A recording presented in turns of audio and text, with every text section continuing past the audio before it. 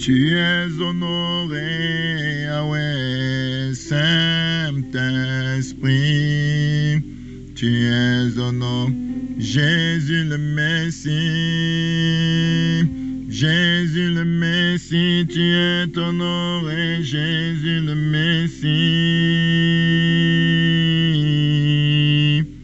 Tu es honoré. Bonjour, bien-aimés. Bienvenue dans notre émission Le Pain Vivant Quotidien. Aujourd'hui, nous sommes lundi, le premier jour de la semaine, selon le calendrier gréco-romain. Et donc, nous allons parler de ce que Dieu a fait le premier jour. Dieu a dit que la lumière soit et la lumière fut. Et j'ai déjà parlé pour ceux qui viennent de retrouver cette émission. J'ai déjà démontré que cette lumière-là, ce n'est pas la lumière du soleil. Car le soleil a été créé au 4e jour. Nous parlons ici de Christ. Et cela se trouve dans 2 Corinthiens 4. Je fais un petit rappel pour ceux qui ne savent pas. Cette lumière-là, c'est Christ. C'est Paul qui nous le révèle. Tu vas dans 2 Corinthiens chapitre 4, à partir du verset 5. Qu'est-ce que Paul nous dit? Paul dit à partir du verset 5 de 2 Corinthiens chapitre 4, « Nous ne nous prêchons pas nous-mêmes, c'est Jésus-Christ le Seigneur que nous prêchons, et nous nous disons vos serviteurs à cause de Jésus, verset 6, car Dieu qui a dit, la lumière brillera du sein des ténèbres, a fait briller la lumière dans nos cœurs, pour faire resplendir la connaissance de la gloire de Dieu sur la face de Christ. » Amen. Donc, vous voyez, donc Dieu qui a dit que la lumière brillera au sein des ténèbres, il a dit ça quand? C'est dans Genèse que j'ai lu, Genèse 1, verset 3, qui dit que la lumière soit et la lumière fut. Vous voyez? Donc, et Paul dit ici, a fait briller la lumière dans nos cœurs. Donc, Paul te dit que l'Ancien Testament, cette lumière-là, c'était le Christ. Et cette lumière aujourd'hui brille dans le cœur des chrétiens, a fait briller la lumière dans nos cœurs pour faire resplendir la connaissance de la gloire de Dieu sur la face de Christ. Donc, Christ est en toi, sa lumière est en toi, et tu es lumière parce que Jésus est en toi. Alors le premier jour nous parle de la communion avec la lumière. Le premier jour nous parle de la communion avec Jésus-Christ, le Fils du Dieu vivant. Donc au commencement, il faut qu'il y ait la lumière. Au commencement, il faut que tu sois en communion avec Jésus. J'ai donc dit que tous les lundis, nous parlons de l'intimité avec Dieu. Du fait de chercher Dieu pour qui il est. Du fait de s'attendre à Dieu. Du fait de passer des moments intimes avec Dieu. La Bible dit dans Matthieu 6, lorsque tu pries, entre dans ta chambre. Lorsque vous priez, ne soyez pas hypocrites comme les pharisiens qui aiment à prier debout. Ça, c'est Matthieu 6, verset 5. Dans les synagogues, au coin des rues, pour être vus des hommes. Je vous le dis en vérité, ils reçoivent leur récompense. Verset 6. Mais quand tu pries, entre dans ta chambre, ferme ta porte, prie ton Père qui est là dans le secret. Et ton Père qui voit dans le secret te le rendra. Alors lorsque tu pries, mon frère, ma soeur bien-aimée, prie Jésus qui est là dans le secret. Et Jésus qui est dans le secret te le rendra. Jésus qui est dans le secret te le rendra. C'est ce que la Bible dit ici. Ça veut dire que nous devons chercher Jésus dans le lieu secret. Nous devons chercher Jésus lorsque les hommes ne nous voient pas.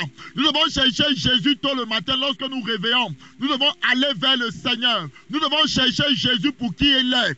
C'est-à-dire que dans la présence de Dieu, tu dois lui dire, Seigneur, je t'aime. Seigneur, tu es ma vie. Seigneur, j'ai besoin de toi. Seigneur, sans toi, je ne peux rien faire. C'est ce qui est écrit dans Jean 15. Jésus dit que je suis le cep et vous êtes les sarments. Celui qui ne demeure pas en moi sera jeté dehors et il va sécher.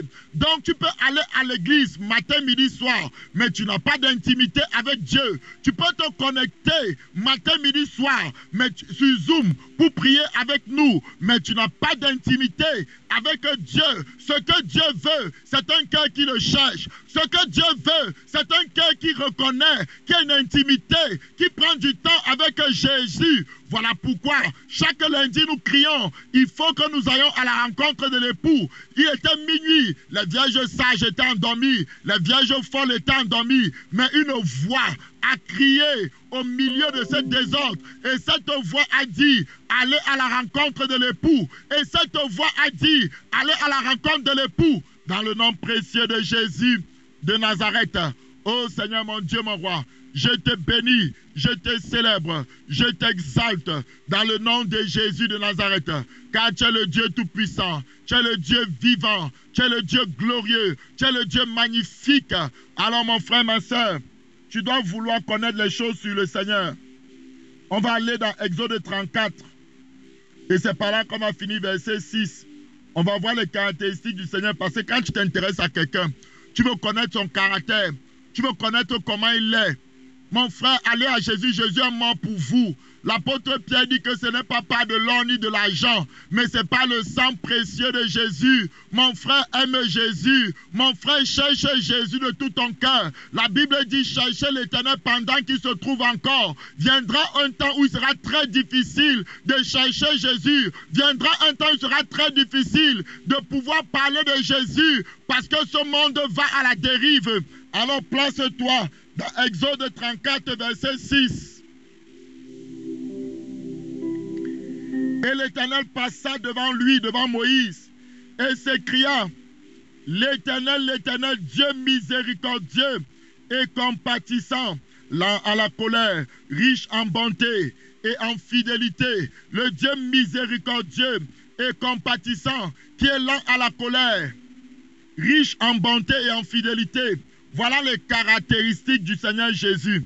C'est un Dieu miséricordieux. Qu'est-ce que ça veut dire miséricordieux? Ça veut dire que c'est quelqu'un qui pardonne les péchés. C'est quelqu'un qui pardonne les fautes, les offenses qui ont été faites contre lui. Souvenez-vous, quand il était sur terre, on a percé sa tête avec la couronne d'épines. Le sang coulait de sa tête. Ça touchait ses yeux. Le sang coulait le long de sa tête. Pourquoi? Sa tête était percée par la couronne d'épines. On a flagellé son dos. On a déchiqueté son dos. Bien-aimé, on l'a boxé dans le Sanhédrin devant le souverain sacrificateur. Ils les ont donné des coups de poing, des soufflets. Le visage de Jésus était défiguré. Ésaïe 52 nous dit, tellement il ne ressemblait même plus à un fils de l'homme. Son visage était défiguré. Ses mains ont été percées. Ses pieds ont été percés. Son côté, il souffrait. Il a porté cette croix pour aller. Il portait la croix pesée. Il ne pouvait même plus porter la croix. Quelqu'un a dû l'aider. Et la Bible dit à la croix, voici ce que Jésus a fait comme prière. Père, pardonne-leur, car ils ne savent ce qu'ils font. Ça montre qu'il est un Dieu miséricordieux. Il a pu pardonner à ceux qui l'ont fait du mal. Il a pu pardonner à ceux qui l'ont percé. Il a pu pardonner à ceux qui l'ont couronné d'épines. Il a pu pardonner à ceux qui l'ont donné des coups de poing. Il a pu pardonner à ceux qui ont craché sur lui. Alors ce matin, mon frère, ma soeur, lorsque tu le contemples dans l'intimité, tu dis, oh oui, c'est vrai qu'on m'a fait du mal, mais ce n'est rien comparé à ce qu'on a fait à Jésus. Alors moi aussi, je pardonne. On va s'arrêter là aujourd'hui, mes frères, mes sœurs. On se retrouve demain pour autre chose. Et aujourd'hui, on fait une courte pause. On va commencer l'enseignement sur le baptême, sur le Saint-Esprit. Ça sera juste une courte introduction de quelques minutes. Après une courte pause, au nom de Jésus. Alléluia. Merci Seigneur pour ta bonté.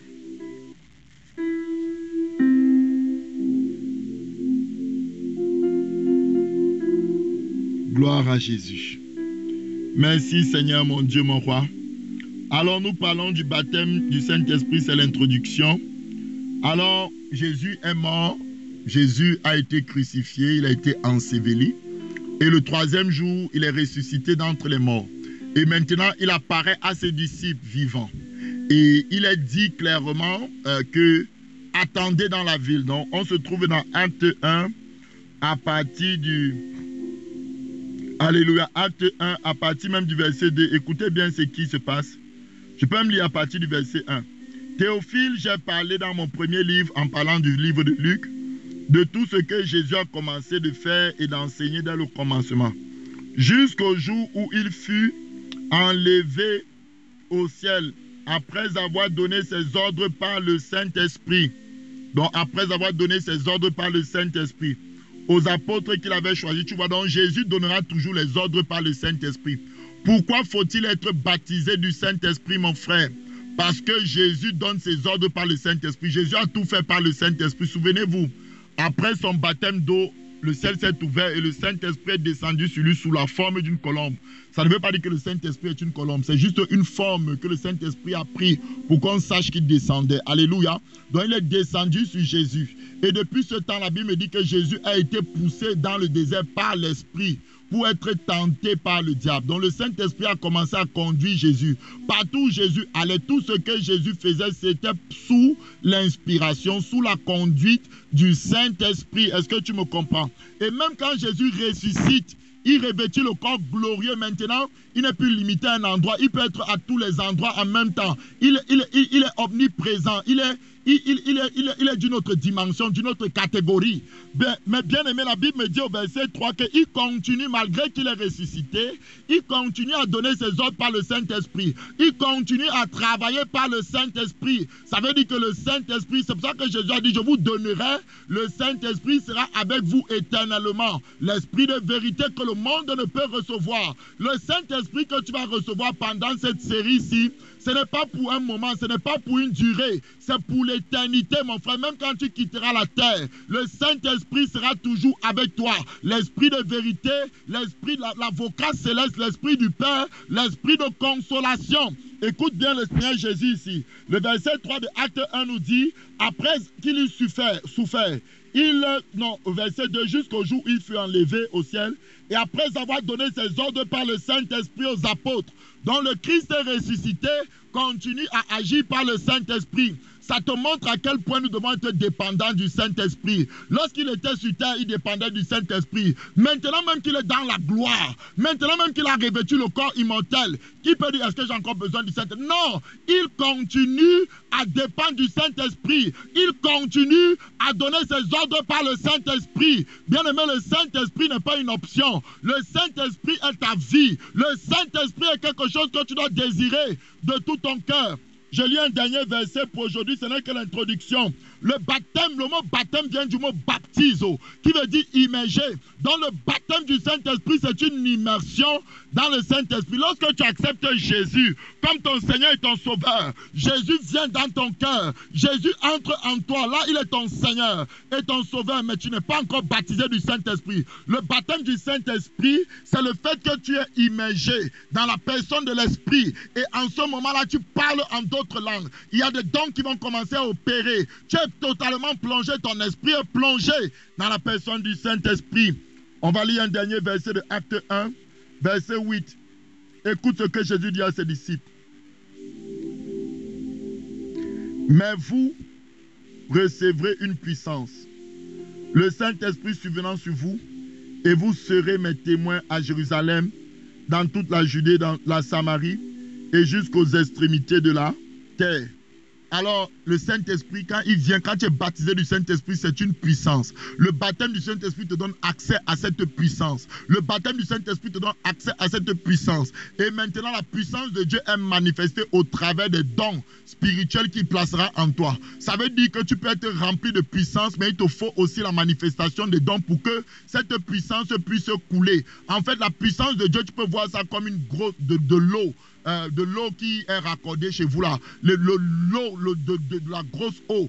Maintenant, le canal par lequel il va être diffusé chez toi, c'est quoi? C'est le tuyau que tu vas brancher et ouvrir. Donc, ce tuyau-là, c'est ce qu'on appelle le don. Donc, les dons spirituels ou les dons de l'esprit sont les canaux par lesquels la puissance de Dieu se manifeste, par lesquels la puissance de Dieu sont visibles. Voilà pourquoi l'apôtre Paul nous demande de désirer les dons spirituels, de désirer Adama, c'est-à-dire que le don de guérison, le don de prophétie, le don de foi, tous les dons de miracle. Quand tu as un don de miracle, ça veut dire que la puissance de Dieu qui est déjà en toi va commencer